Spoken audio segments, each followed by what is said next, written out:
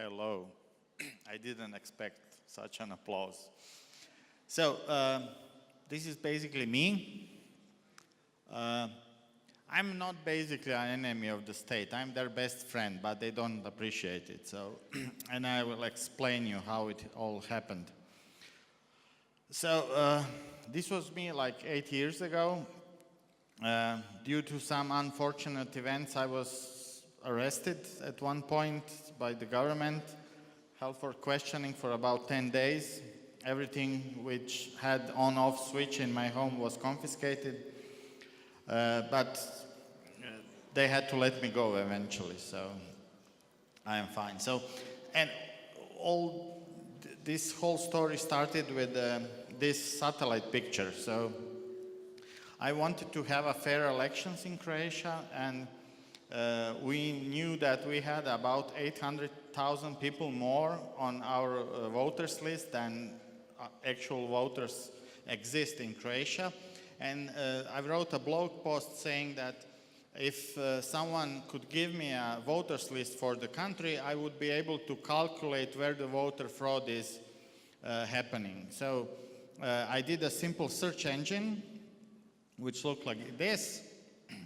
And then we discovered that the address of Dusina 0, which is the top line on the table, and Dusina is, it's not even a village, it's a couple of houses between Croatia and Bosnia.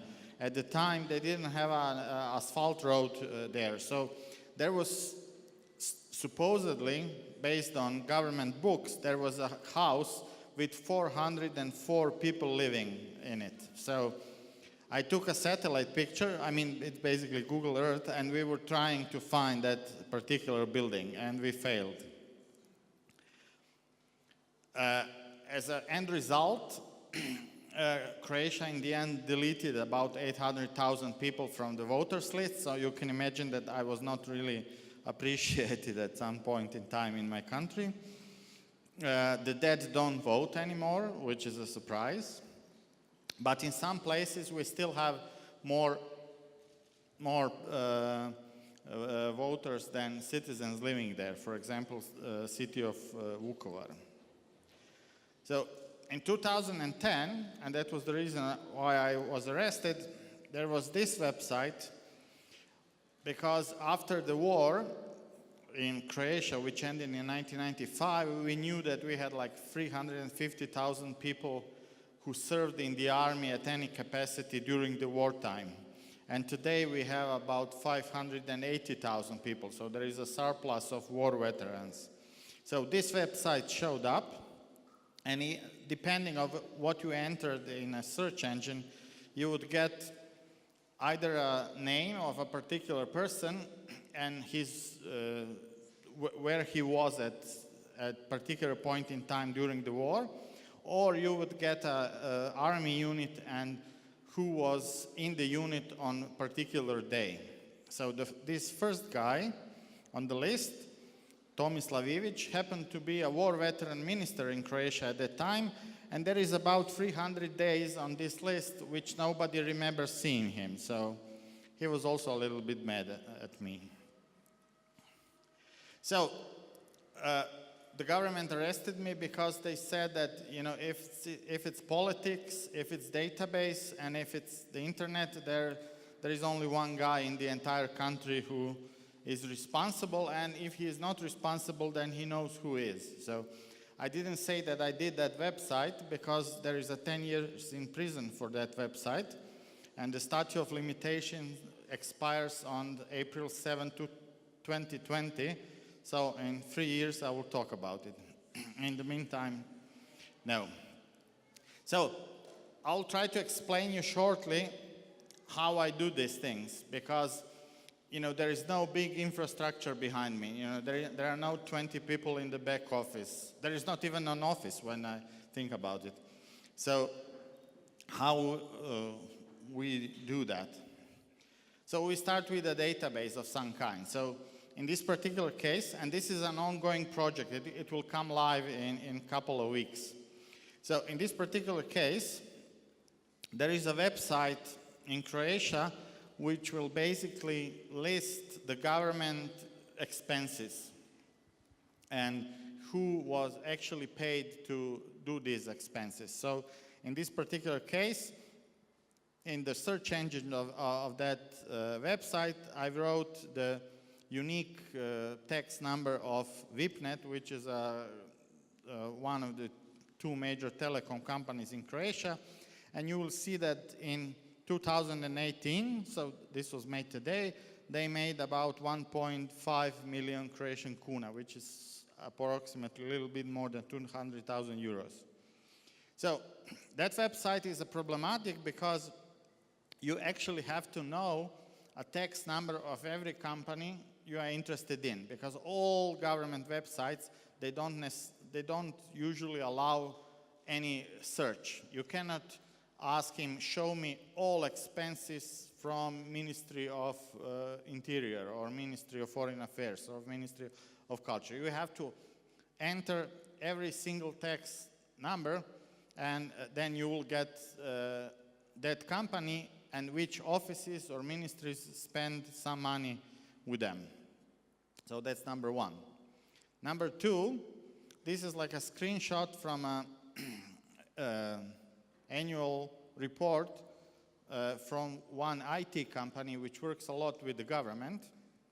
So based on this document, we know that they have made about 149 million kunas. That's about 20 million euros in turnover in total. So it's a little bit unreadable, but there is again a website where in Croatia, because companies' profits are public information. So if you know the company and you enter their text number, you will get information like this. Third, there is a lot of non-profit organizations working with the government and getting paid by the government. And by non-profit, we usually mean civil society organizations of all kinds. But political parties are also non-profit organizations. So they had to adhere to same rules like non-profit organization. In Croatia, church has to submit their documents based on these rules. So if you know the text number of a church, then you could find really interesting stuff. So in this case, this is another website where again, if you have a text number of, this is Croatian Olympic Committee, if you enter their text number, you will get their financial information. So now we already have 3 websites.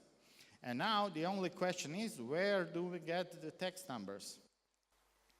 So it happens that in Croatia, the State Institute for Statistics, among other things they do, they create one, they have one database where they will list you all, and I mean all, text numbers for all legal entities in the entire country, regardless of what they are. If they are companies, shareholding companies, public companies, churches, non-profits, political parties, I don't know, healthcare, whatever you have. So all of these numbers will be in that database. It's approximately 500,000 numbers. So what we are doing is that we have created a, I'll show you how it looks like. We have created a web robot which will go to all of these websites and ask the website for every single text number in the entire country since the beginning of time till today, and ask it, well, have you worked with a company with number 00001? And then if it has no answer, then did you work with a company with 0002 and so on.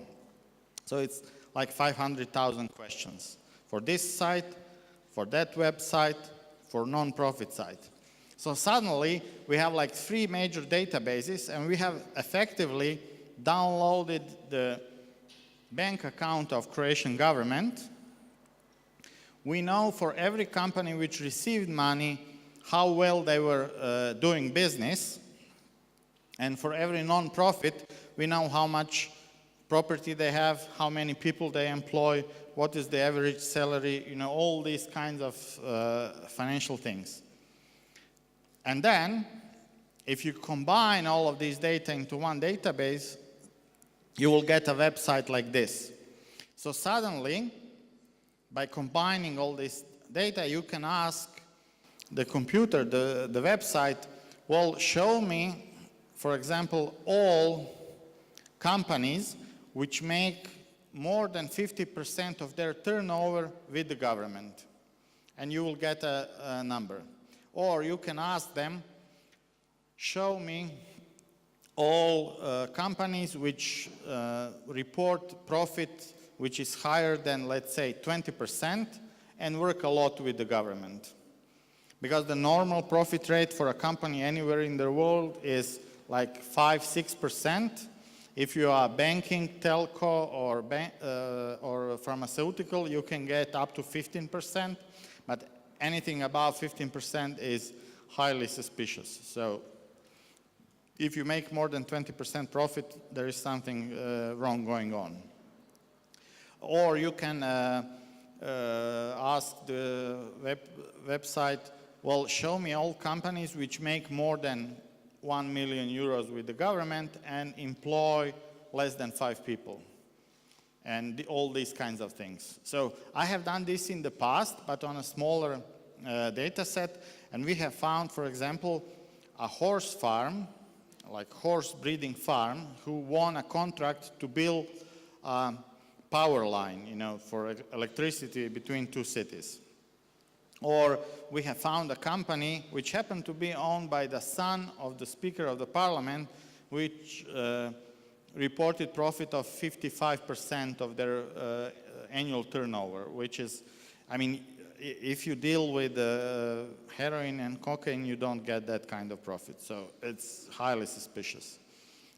Even for drug dealers, they will ask you, oh, what are you doing? How can we get a piece of it or something? So basically, that's what we do. But again, when you have a data set of, in this case, it's about 20,000 companies and entities which work with the government, you can do some other fun stuff. For example, and this is just like an illustration, it's not a real data set, but we can calculate who is connected to whom. So suddenly, you can see that around some ministries or some offices, exactly, you know, there is a certain set of companies which are concentrating on them as suppliers. If you have a data set which spans over a couple of years, for example, in this case, 2017, 2016, 2015, when we had a change of government, we can also calculate which suppliers lost their work, their jobs, and which new suppliers went in, because the politicians tend to give away jobs to their friends and families and, you know, all these kind of charitable people who help them out to become politicians. Or, again, we can do a little bit more intelligent analysis like this one. So it's a little bit complicated to understand, especially if you are not into mathematics and physics, but there is a natural order of things. And, you know, there are rules on which number will show up how many times if the books or system is not affected, or it's not a result of a crime of any kind. And the normal graph, the normal histogram will look like the one on the top left.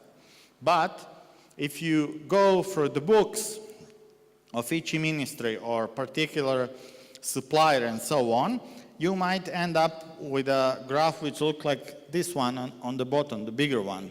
And suddenly you will see that the histogram resembles the original one on the top left up to a number of 75. And at 75, something strange happened.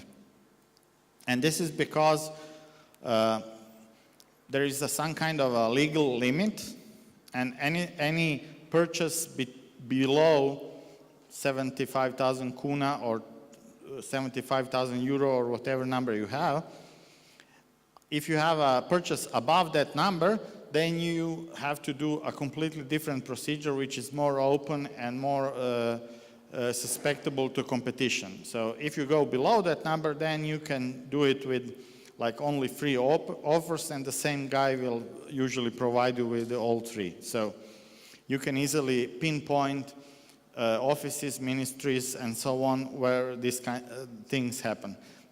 By the way, this is called Benford's Law, and it can be also used in elections, because you can use results from the elections, and if people on a polling station are writing, imagining number of voters which showed up and voted for a particular party, because the person is not normally able to create a truly random number, then you will see irregularities like this.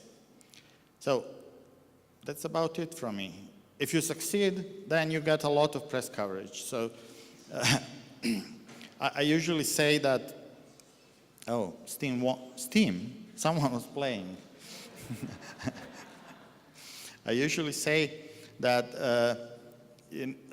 when people compare me how these events were important for Croatian public, I will tell them that when Tito died, everybody knows who Tito is. They printed only 1 special edition of daily newspapers. When Pope died, they printed 1 special edition, and when I was arrested, they printed 2. So that's about it. So you have my Twitter account, email, LinkedIn, and I'll be here all day. So, and we'll take some questions later. Thank you very much, Marko.